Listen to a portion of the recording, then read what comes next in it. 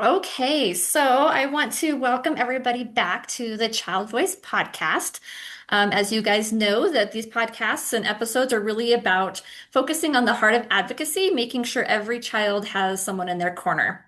And today's conversation is a little bit different, but definitely a really important one. And we're talking about leadership, not necessarily the title, not the position, but the kind of leadership that shapes culture. And so I'm super excited to be joined today by our program director, Shayla. And today we're going to talk about really what leadership qualities matter most when it comes to child advocacy programs.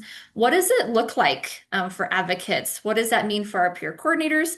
And just as important, how peer coordinators can make sure that if you guys are listening in, which I'm hoping that you are, how do we make sure that you get the support that you need from program staff? So this episode really is for anybody who coaches, supervises, mentors, influences, volunteers, anybody kind of in that leadership type role. This podcast is definitely for you. So, welcome and glad you're here. Thank you for having me, Carrie. Yeah. Okay, so I'd love to get started. When you think about leadership in a CASA program, in particular our CASA program, what qualities matter most? Good question. I think leadership in child advocacy has to start with humility, but also clarity. So we're working with a really complex system. So kind of the courts, child welfare system, schools, and things don't always go to plan. So leaders need emotional steadiness or kind of emotional intelligence. So that is really important to me when I'm looking at leadership qualities. They also need that consistency, that approachability, so that advocates and other folks feel comfortable coming to them, integrity, and then also kind of that flexibility, so that ability to um, go with the flow. And then also the ability not to micromanage. I think that's really important as well. So, how do you guide and coach as opposed to tell someone what to do? Yeah, that last one, that's hard, right? I know for me, yeah, I struggle with that micromanagement piece is how do you, like you said, how do you support and coach and guide without not taking control? So yeah, good stuff. So I think you mentioned like kind of towards the beginning, just that emotional steadiness. And that, especially in this world, I think, this feels really important because as you mentioned, this is a very gray system. It's not what people are used to for a lot of folks, right? This is a brand new system for them. A lot of heavy situations, we're on this journey with these kids and these families, and it's an up and down journey for sure. How do you think, or how do you see, how does leadership impact that emotional climate of the program? Yeah, so I think leaders definitely set the tone for an organization, and this is leaders all the way from staff to volunteer peer coordinators. So it's important that leadership, if they're reactive, chaotic, or unclear, that will really trickle down. And so I think it's important to be calm, responsive, and solution focused. So really making sure that we are slowing down, that we are looking at it from different angles. I think that's a really important thing. I One of the most important things I find is say something is emotionally hijacking your brain, making sure to take a minute and get to your upstairs brain, get to your rational brain before you fire off that response. I know it might feel good to be reactive in the moment, but I think long term it doesn't help you, it doesn't help the organization, and it definitely doesn't help children. Yeah, I like that. Yeah, go to your upstairs brain. All right, just like we teach our kids, like how do we not respond?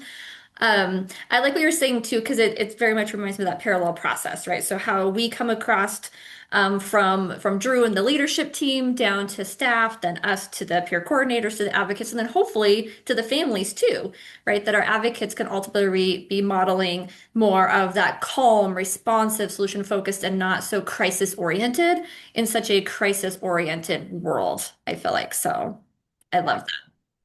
Yeah. So the whole big topic, when we say support advocates, we say that all the time. We're here to support you, and you're here to support the advocates. We say that all the time. What does that actually mean? Yeah. Yeah. So I think it's more than just answering emails, and even phone calls, but anywhere from helping an advocate think through a complex decision, really reviewing those reports thoughtfully. So when we're reviewing those, really understanding kind of the reasoning. I think I've always found it kind of enlightening when someone is frustrated. I can actually see it come out in their, their contact logs or their reports. And so reaching out to them and just asking more questions and assuming best intentions on that one. Preparing them for court so they feel confident. So, how do we make people feel confident in a world that they may not feel confident in? Sitting that with them when the cases are hard. So, this is not it's not always easy.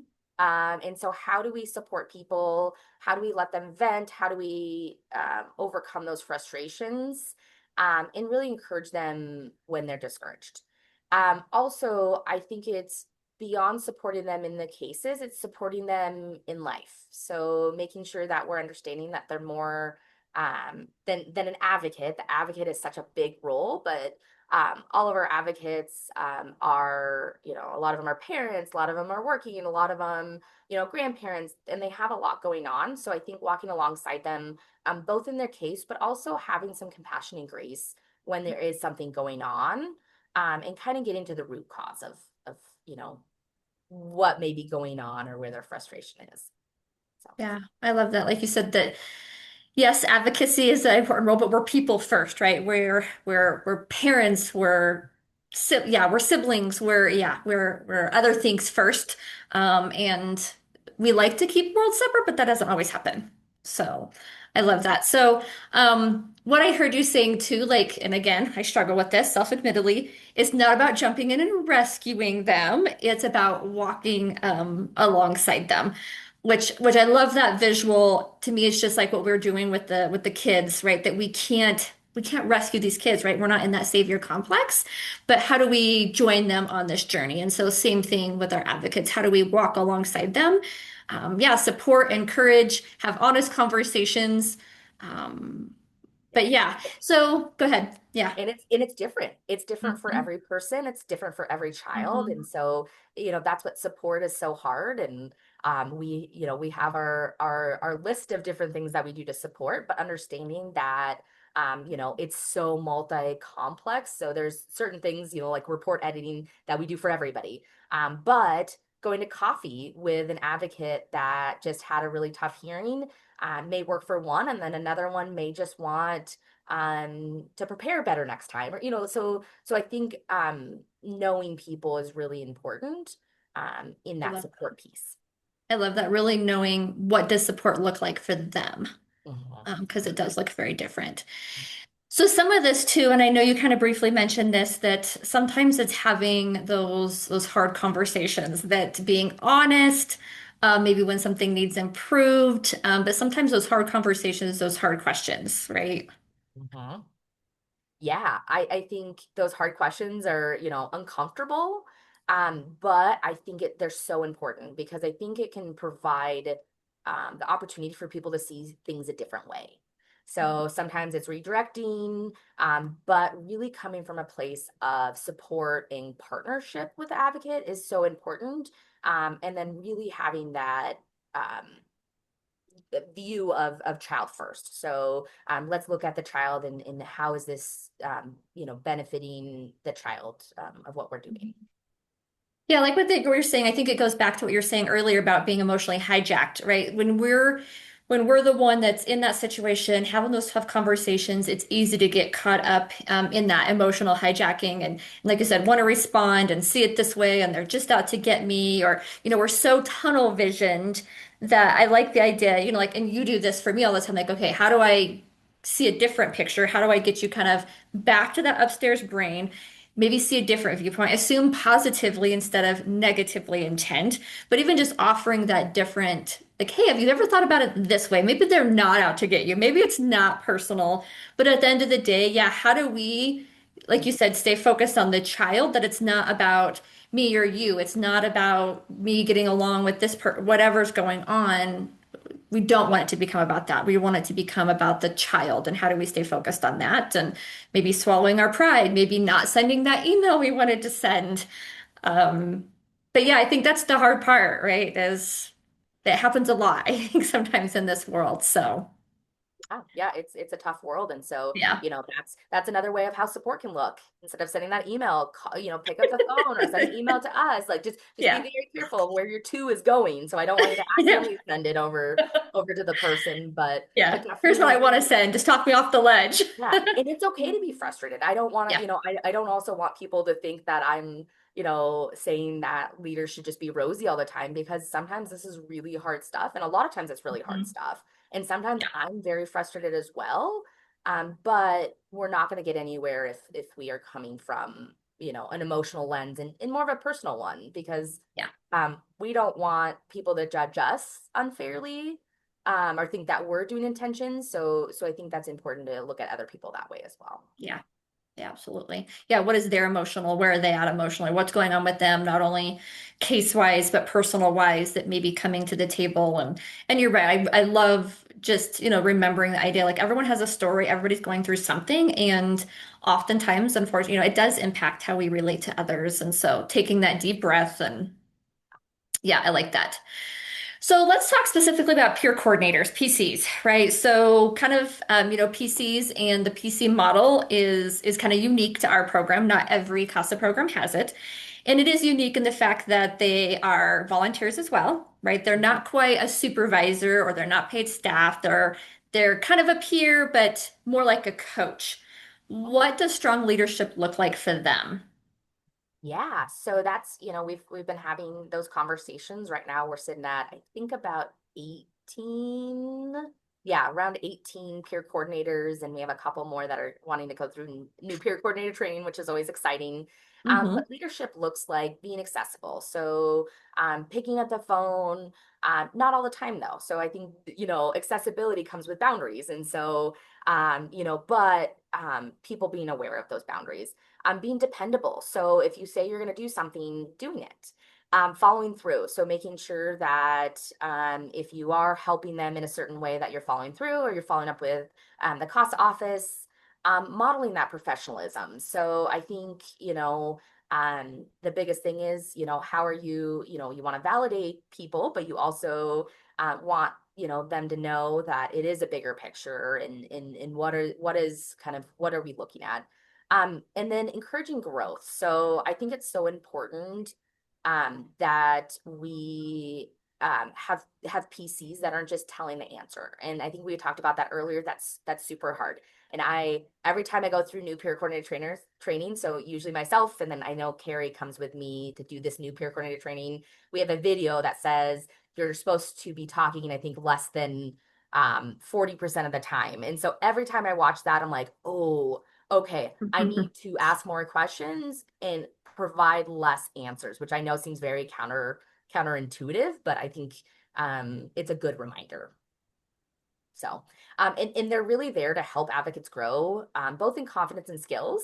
And I always love when peer coordinators or advocates underneath the peer coordinators become peer coordinators themselves. I think that is, one of the ultimate, but also advocates that are with us for 1, 2, 3, 4 cases under Hmm. the same peer coordinator is always phenomenal as well.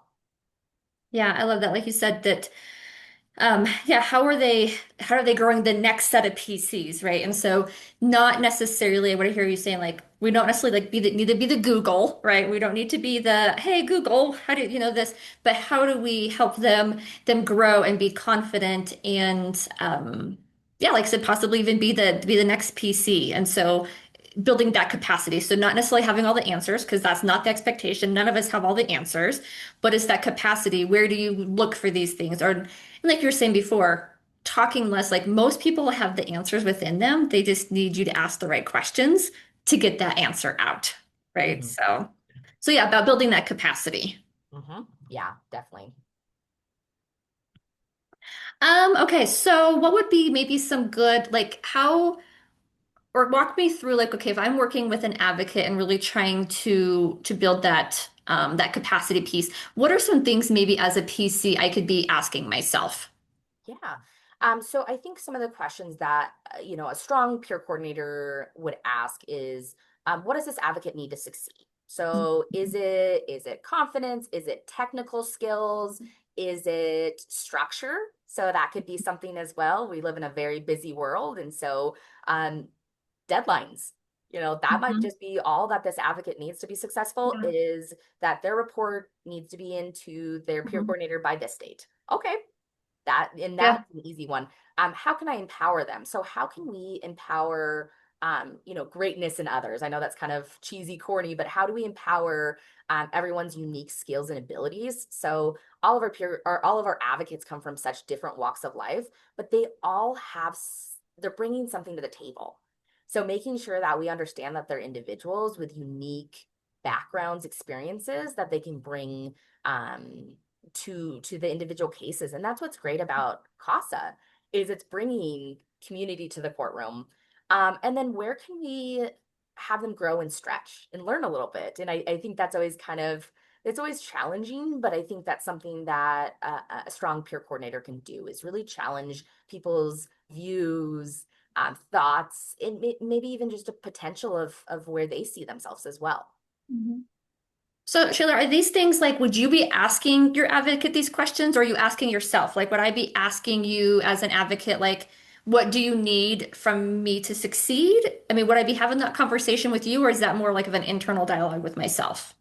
Yeah, I think it could be a little bit of both. So, but I do think asking the questions is really important.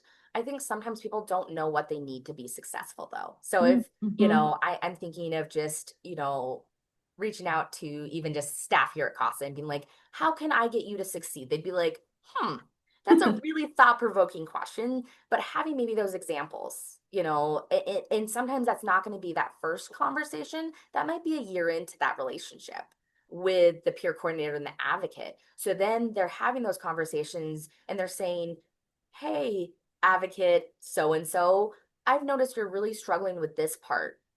How can we address this? Mm-hmm. Or this has worked in another experience. How can we replicate that? How can we duplicate that? And then asking them for feedback as well. Because are you being the leader that they need? Mm-hmm. Yeah, And I asking like that that. question's hard. It's hard because then Yeah. you're opening yourself up to them maybe saying like, "Well, I really wish you talk less." And you're like, "Oh, maybe I should talk less." And so Right. but ask the hard questions. Yeah. So it sounds like some of it may be a little bit of trial and error. Like you said, just kind of coming in maybe with the process in mind, but then also being open to I may have to change that process or it may look very differently because what I'm doing right now is maybe not working for me. And so not only you as the coach being open to, okay, maybe I need to adjust what I'm doing, but then also having that honest conversation like, has it been working for you? What's been working? And if not, yeah, are there some things that maybe we can try differently to help you feel successful moving forward? So, Yeah, and it has to work for you as a coach as well. So mhm. we have such amazing selfless people that are advocates and peer coordinators, but if it's not working for you, so say the advocate asks, I want to talk to you every night at midnight, which would never happen. I want to put that Right, out. But like, right. I want to talk to you at 7 o'clock. And that is right in the middle of dinner time with your family. Mm-hmm. Mm-hmm. It's okay to say no. Leaders aren't just always available, they're just accessible and they're Yeah. supportive, but they're not going to always, abandon whatever they're doing for their person either. But they might communicate a text or a phone call. Hey, I can't talk right now. I'm having dinner with my family. I will call Mm-hmm. you right back or I'll call you tomorrow, Mm-hmm. depending on the issue. So, I like that. I like that. I forget what you just said that like not like availability doesn't like availability, accessibility, yeah, that there is a difference there and having those boundaries. Because again, then you're modeling that then for the mhm, advocates possibly with the parents or with whoever else on the case, the foster parents or whatever that looks like. So that it's definitely. okay to have those boundaries in place. Yeah, yeah, Yeah. and I know it's easier said than done. But I just, our biggest thing is we want to support our peer coordinators, and so, so I've had those conversations with peer coordinators of saying it's okay to say no. Like it's okay to, Yeah. maybe schedule a weekly meeting with them or weekly phone call if they're reaching out, throughout the week Mhm. 6 or 7 times, and every person's different. So, Yeah. So let's kind of move into that a little bit. So Our peer coordinators are volunteers too. Oftentimes they're on cases, and again, they have families, they have lives. Lots of them, work outside, of CASA full time, and so sometimes they can feel stretched thin. They kind of question themselves. Am I in the right role? Should I be a PC? Should I stay in this role? What are some signs that maybe that support might be breaking down, or that they're maybe struggling? Yeah. So yeah, good question. I think it happens, and I think that's important to recognize. So maybe normalizing it more is really helpful. Mm-hmm. But also, so signs would be for us, would be avoiding difficult conversations, maybe not responding to us or responding as quick as they normally do. So understanding kind of where they're at, taking on too much responsibility. So um, you know, I want supervisors and leaders to have responsibility for the people that they lead, but also if you're taking on all of their responsibility and you're saying, well, I'm not a good leader and that's why they're not doing their reports. Well, you can't, it partially it's their personal responsibility, the advocate, to do the report as well. If you gave them clear deadlines, you gave them all the support they needed, making sure you're not taking on that responsibility. Rescuing instead of coaching. So like I said, this is a hard one, but it's so important because I think a lot of times people have the answers. Also, most solutions have multiple, or most issues, sorry, have multiple solutions. So there's multiple ways of figuring out these issues, especially in the child welfare system. It is so complex and there's so many people and so many different dynamics. So just because you have an answer doesn't mean it's the right one. And then also, when I would say also another thing in peer coordinators is if they're feeling unclear about expectations. So what is their role? So I Mm-hmm. think that role clarity is really important when it comes to actually any volunteer role or any role in general, is that role clarity. Mm-hmm. So when that happens, it's really important not to take it personally or internalize it, but really reach out to us for support. I'd rather have a peer coordinator reach out to me and say, I'm burned out. I am struggling. I don't know what to do, and I don't know where to go from here. Mm-hmm. Then get the email or get the call that says, I'm done, I can't do this, I'm overwhelmed. And I'm like, oh, okay, like we could have maybe helped in the meantime. And so I think that's really what CASA is great about, is we have so much support built in. Yeah, I like that what you're saying. And so not only like we would encourage our advocates, hey, reach out to your PC if you're struggling, if you're unsure about this, look out for coaching. We really want our PCs like come to us, go to your program coordinator, go to yourself or myself, like really making sure that they are being clear with us on what they need, right? And so making sure that we have an environment, which I feel like we do, right? That environment set up that hey, I'm not quite sure what my role or expectation is, or hey, is this a me thing or is that a you thing? Or even being comfortable, I think sometimes saying like, okay, like, do you want to tag me in? I know I've done some, that was PCs in the past, like they've struggled or they've worked with an advocate and they just feel like I don't know what else to try. And it's like, okay, do you want to tag me in? Mhm. You want me to see what I can do at this point. Um, but it sounds like really just making sure that they feel comfortable that if they don't know how to handle a situation or hey, I am feeling stretched out right now, can I tag you in? Can you cover this or can you have this conversation? But really that environment and being conducive to like, hey, we're here to coach you and to help keep your cup full so that you can then support the advocates to help keep their cup full, right? Exactly.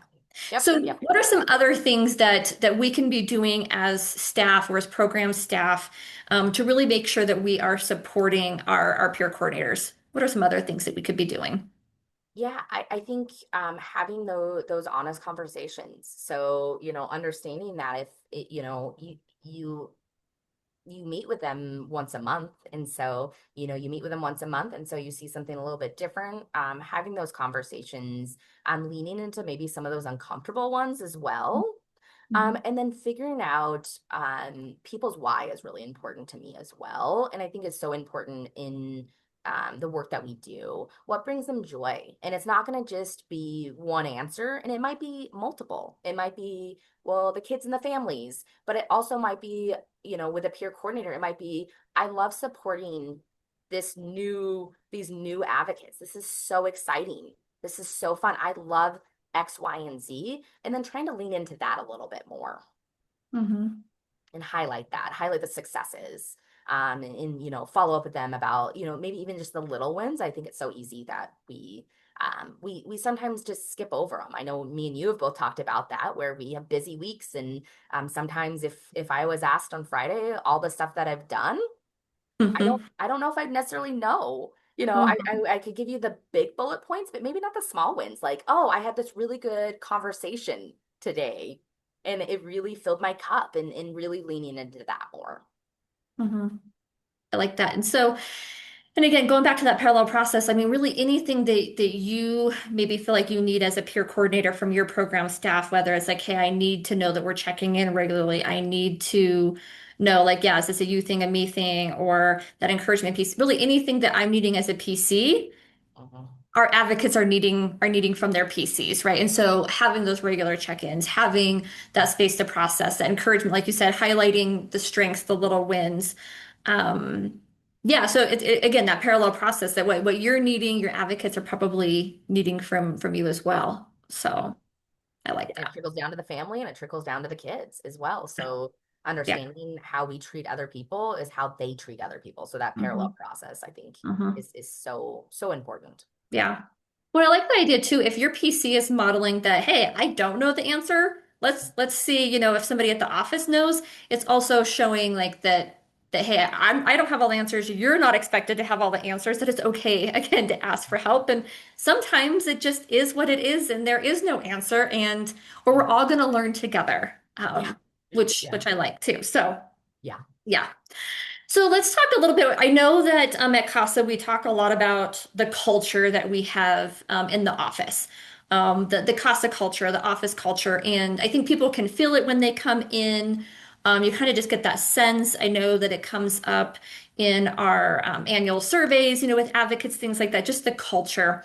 If you could describe the kind of culture that we strive to build or that we strive to maintain at CASA, what would that be? What would that Yeah. look like? I love the culture question. It's one of those ones where you can't just let it go on autopilot. I think that's one important thing I want to kind of highlight about culture is sometimes it's easy to be like, "Oh, we have a good culture. Let's just kind of let it ride out." But it's intentional. So at CASA, we have a culture where questions are welcomed. Mistakes are learning opportunities. So I always appreciate actually when I have new staff and they come to me and they're like, I made a mistake. And I was like, okay, how big? Like, what do Yeah. you need to fix it? But I know that sounds wild, but I really enjoy that because then it's a learning experience for both of us. And it's really how we're gonna react. It's also my hope is that when people bring mistakes to me, they feel like I'm gonna be on their side, but I'm gonna still hold them accountable. I'm not gonna say, okay, how can we, make this go away? No, how can we learn from it and do better next time?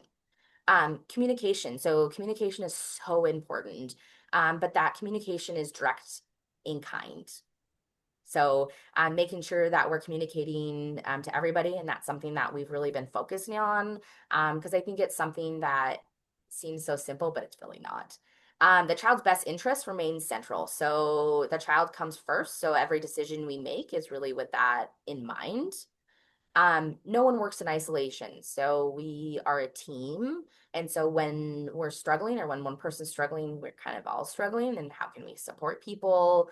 And how can we lift people up? So say, for example, someone is struggling with data entry. How can someone else help them and maybe come up with some tools to make them successful going forward? And then one of the last ones kind of thinking about is people are put before everything else. So just like, children, families, looking at strengths, but also understanding that um, we have lives outside of work. And so we have lives outside of advocacy. So how do we build that culture that we support, we uplift, but we also celebrate as well?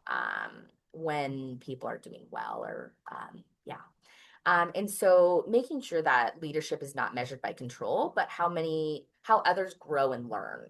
So I think learning and growth is such an important aspect. I'd rather have people learning, growing, making mistakes than people just kind of going through the process. So, Yeah. So in the very beginning, you kind of, or mhm. when you were answering this question, you talked about it's intentional, right? That culture has to be intentional. What does that look like? I guess how do you make it intentional? How do you build intentionality into culture? Like, I guess what does that look like boots on the ground to make sure that the culture, like you said, that it doesn't shift, that you don't just go into autopilot, that it doesn't just become something we talk about, but we don't really believe it or, intentionally act it out. I don't, does my question make sense? Like, what does that look like? Yeah, so I think like we've kind of talked about a lot. So I'm sure people are heard the parallel process, but making sure that it is top down, bottom up. Like it's every way. But how I interact with my team, they interact with their team, in making sure that our actions really align with that. But also more the kind of boring side, that our policies and procedures Mm, align with the culture we want. So recently just redoing our advocate handbook, we have in there family strengths, we have in there strengthening family. Like we have some components in there that speak to our culture. And then not being afraid to have those difficult conversations. So I think, when I'm seeing something out of alignment, I'm not afraid to have that conversation. Usually it has, usually it is personal, or something's going on, or someone doesn't understand it. But making sure it's not just a word on the door saying like we're going to collaborate, and you're like, okay, awesome, that's a great goal, but mhm. how do you actually intentionally put that into place? Yeah. Well, I think what you just said there, that communication piece, right? As you mentioned before, direct and kind. And so sometimes it is those honest conversations or like, yeah, does this really, is what we're talking about, does it align with the culture that we're trying to live by or to, to present? And so I like what you're saying there too, just checking it with policies, with procedures, with communication, with, whether that's internal communication, external communication, does this align with the culture that we believe in and that we want to live out, on that daily basis? Are we open to questions? Are we gentle and kind and forgiving, when there are mistakes? Do we let other people help us or like, nope, I'm a one-man show? And so I like what you were saying. Like, how do we, yeah, as an organization, or then we have when other folks come in, whether we're doing training or the communication going out to advocates, or when we do, ask for feedback at PC summits, things like that. Like, are we creating that environment or that culture where people do feel like, oh, I can ask questions without feeling, stupid or retribution, or I can point out like, hey, actually, CASA, this is not right, right, type of thing. And so creating that environment in everything that we do, every interaction that we have, is really what I hear you saying too, that it's not just an internal, it's how we relate to everybody else in this world that we come into contact with too. Yeah, yeah. How do we get the buy-in of everyone? So I think that's also really important. Buy-in from the team of, we're not just doing these overarching things, and if it's not aligning with how we want to be seen or to feel. I think that's also really important. And then, yeah, I love the pushback part. I think that's my favorite part. I try to really put that out there where I'm like, please talk to me. Just because I love something, or I think this is a Mhm. great idea, doesn't mean it is a great idea. Right. And so having those conversations, obviously in an appropriate way, Mhm. and sometimes those individual meetings will be helpful, because then I can maybe share where I'm coming from and you can share where you're coming from. So Yeah, I like that. So as a brand new advocate coming in, how do we get them? I don't want to say indoctrinated, that's not the right word, but how do they learn the culture of CASA? Is it something that is modeled again in pre-service class, or I guess just thinking about this from that leadership perspective? Okay, we're bringing in all of these new folks, these advocates from all different walks of life. mhm. How would they, I guess, learn or figure out what the culture of CASA is? Yeah, ask questions, be curious. So ask. I think of little kids. They ask why a billion times. Hmm. It's okay to ask why. It's okay to say, well, tell me more. And so I think we are able to really share that information about kind of the culture of CASA through some of our initial meetings, through pre-service. But take advantage of in-service training. There's a requirement every year for in-service training, but come in person occasionally. I think, if that's your thing, because some people are fine just interacting with their PC and that's all they want. But other people like come in and talk to us. I love, I love when I hear from people, and that's not a requirement, but come into the office, take us up on, an advocate appreciation event, take us up on these trainings, um, provide feedback when we ask it, and then interact with your peer coordinator. They come from all different walks of life, but they all have experience, and they've been at CASA for more than a year, typically way longer than that. So just Hmm. be curious, ask questions is my Yeah, biggest advice. I like that. Okay, so we are kind of getting close to wrapping up. So if you could leave, and again, I'm hoping that our PCs are listening to this, or any advocates maybe that has that little voice like, oh, maybe I want to be a PC someday. So if you could leave our PCs with one leadership reminder, what would it be? You don't have to have all the answers. Oh, You don't have to be the expert. You don't have to have all the answers. I've been a CASA for 5 years. There's still things that are new to me. You have to be able to ask for help. So ask for help and communicate your needs, because no one else is. So communicate what you need and what is important to you. And then we want to support you. So leadership at CASA is not about authority. It's about stewardship of volunteers, of trust, and then ultimately raising that child's voice. yeah, I love that stewardship of the child's voice. Mhm. Um, yeah, I think that's super important, powerful, right? That's ultimately what we're all here for is how do we take this great privilege and honor, right, to be the voice of a child, and yeah, how do we practice good stewardship with that, right? And be mindful of that and be respectful of that and just hold that in awe.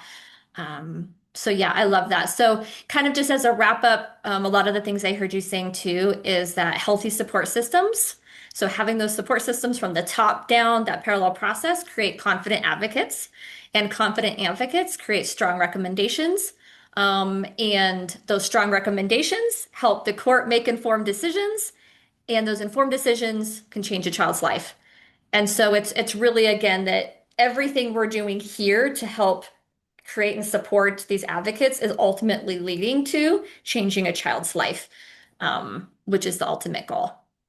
So yeah, I love that. So Miss Shayla, thank you so much. Any other last parting words before we wrap up this episode? No, thank you for having me on here, and we look forward to, more podcast episodes. It's been exciting new adventure. Awesome. All right. Otherwise, yeah, thank you for listening. Until next time, yeah, thank you guys for everything you do and being the voice of that child or the steward of that child's voice. We appreciate it. Thanks.